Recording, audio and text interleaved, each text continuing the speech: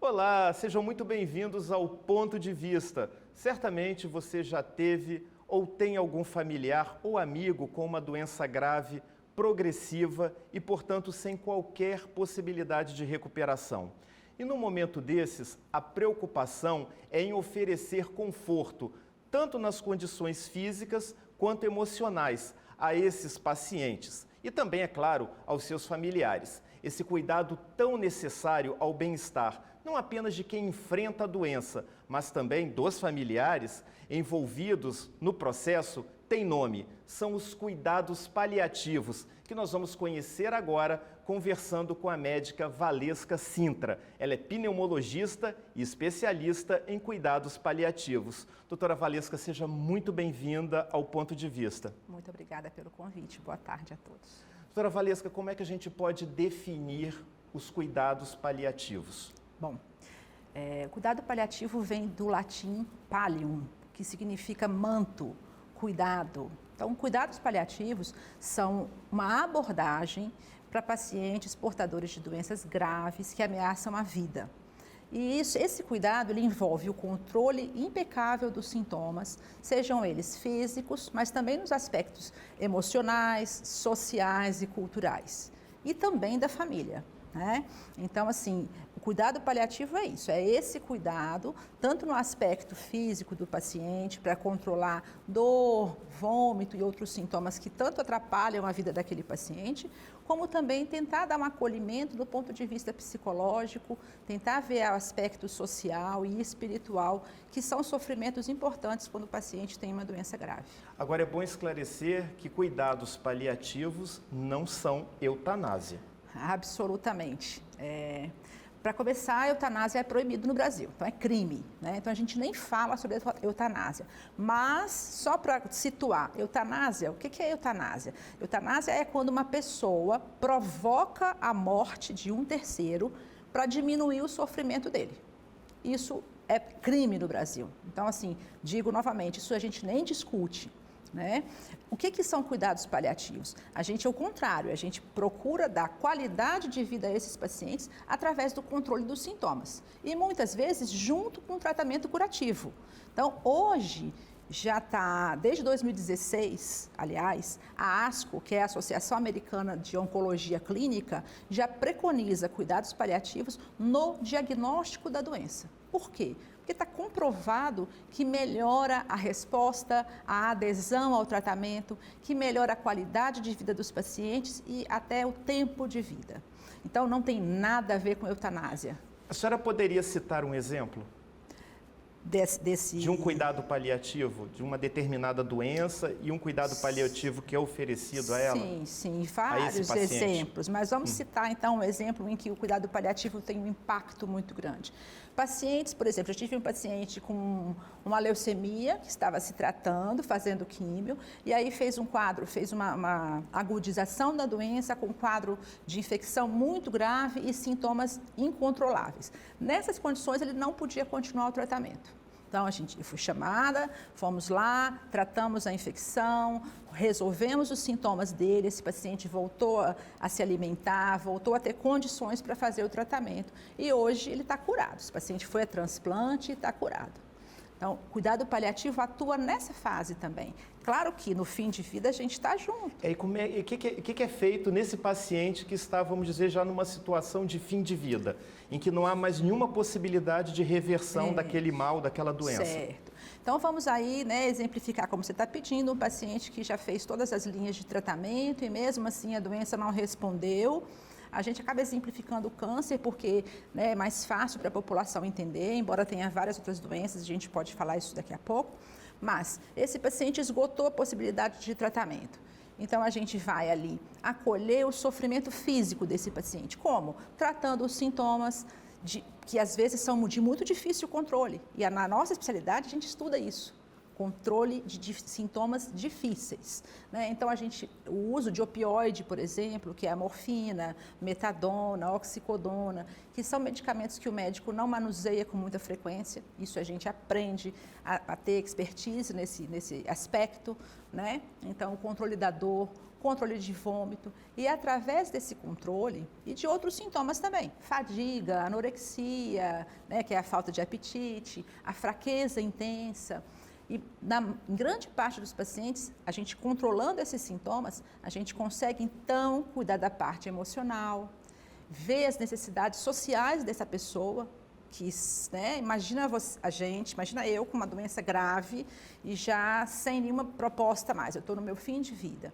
Minha preocupação com minhas filhas, né, com a família, com a parte financeira. Então, tudo isso está envolvido no sofrimento de quem enfrenta uma doença grave. E tudo isso a gente procura, né, estar junto, por isso que a gente trabalha em equipe. O trabalho do paliativista é em equipe. Pois é, isso exige uma equipe multidisciplinar, não? Isso.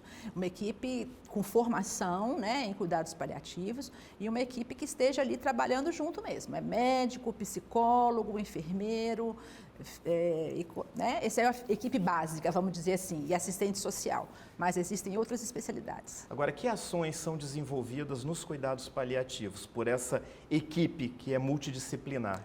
Ou que deve ser multidisciplinar, não é? Isso. Pois é todo um olhar diferente, né? É o olhar para o paciente como um todo.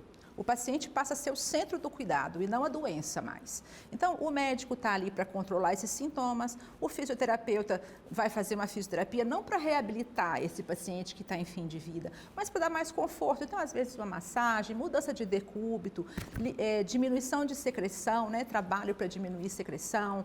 O psicólogo vai estar junto da gente nesse paciente para poder ajudar a enfrentar os medos que acontecem nessa fase. Nessa fase final é impressionante, porque vem muita coisa à tona de toda uma vida, sabe? E a gente procura estar ali para pelo menos acolher esse sofrimento e com esse acolhimento a gente consegue muitas vezes diminuir o sofrimento. Agora, esses cuidados paliativos, eles são, vamos dizer, tratados na maioria das vezes nos hospitais ou podem também ser tratados em casa? De forma ideal, o cuidado paliativo deve estar em todas as instâncias, desde a unidade básica de saúde, né, porque a gente tem aqueles pacientes graves e que estão ali até em domicílio e em hospital. São perfis diferentes de pacientes, mas ele deve estar idealmente em todos os locais, todas as instâncias do tratamento. Bom, como é que é tratada a família? Qual o apoio que a família recebe quando um paciente, né, dela está sob os cuidados paliativos? Então, depende muito da necessidade de cada família. Agora, o que a gente fala, a primeira coisa que a família precisa, essa família precisa é de escuta.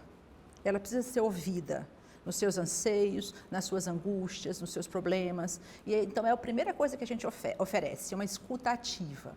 Através dessa escuta e de uma comunicação honesta, né, que a gente tenta passar todo o prognóstico de uma forma sensível, mas um prognóstico real, a gente tenta ajudar essa família a se organizar para o cuidado desse paciente. Por exemplo, eu estou com um paciente lá internado que ele está em condições de alta, o médico dele deu alta, mas a família não pode levar para casa porque a esposa parou de trabalhar para cuidar do marido e o marido recebe no início do mês. Aí a gente chama o serviço social também está junto e a gente vai tentar ajudar em todos esses aspectos para diminuir o sofrimento da família e do paciente, né? É uma questão aí, como é que está a situação dos cuidados paliativos, tanto na rede pública, no SUS, quanto na rede privada? Ainda é muito incipiente, tem muita deficiência ainda. Qual é a situação real hoje, tanto aqui no Espírito Santo, mas também em nível de Brasil? Infelizmente, o cuidado paliativo ainda é muito incipiente, como você mesmo falou. É uma especialidade, né? Aliás, é uma área de atuação, ainda não é uma especialidade, mas é relativamente nova. E aqui no estado vem os primeiros serviços de 2010 para cá. Na rede pública, alguns poucos hospitais têm equipes e na rede privada também muito poucos. A nível de região do Brasil, são somente 10% dos hospitais têm equipe de cuidado paliativo. Você imagina que são mais ou menos 5 mil hospitais que a gente tem no Brasil e a gente tem 177 equipes de cuidado paliativo. Ou seja, faltam profissionais, falta formação para que esses profissionais atuam e estejam presentes. Não apenas nos hospitais, mas também, como a senhora colocou aí, em todo o processo, nas unidades de saúde, enfim. Sim. Mais que isso, falta vontade da gestão, né? Então, assim, está se movimentando muito mais esse trabalho para a gente levar tanto para o SUS. Aqui no Espírito Santo até a gente tem um trabalho muito bacana na Secretaria de Estado, que tem uma residência multiprofissional de cuidados paliativos, voltada para fisioterapeuta, para fono, para enfermagem. Então, a gente o Estado está se movimentando, sabe? Mas é uma pena, porque cuidado paliativo significa qualidade de vida, qualidade de morte, né? Eu sei que é chato falar nisso, mas a gente vai chegar nesse ponto. E quando a gente chegar, né, você, a gente quer ter uma passagem digna, né, sem sentir dor, próximo da nossa família, com nossos sintomas bem controlados. Esclarecendo mais uma vez, né, os cuidados paliativos não são uma aceleração de um processo de morte, não é? Mas de bem-estar desse paciente que já está nesse processo realmente de vir a óbito, não? Isso. É muito importante essa sua colocação, que ao contrário do que se pensa, do que muita gente pensa, muitos médicos inclusive, o cuidado paliativo ele não acelera a morte, ele aceita a morte quando ela é inevitável, quando não tem mais prognóstico. Esse prognóstico não é nem a gente que dá, é o médico assistente, junto com uma equipe. A gente atua então para levar conforto para esse paciente e para essa família. Nós temos uma Academia Nacional de Cuidados Paliativos, não é? Qual é a função dessa academia? Ela colabora para que essa desinformação que ainda existe, por essa carência também de profissionais, se torne uma realidade, não apenas no sistema público, mas também no sistema privado de saúde?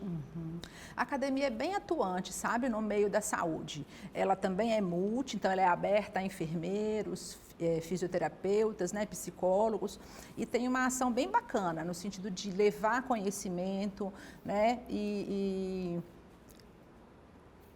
assim, levar atualização sobre cuidados paliativos.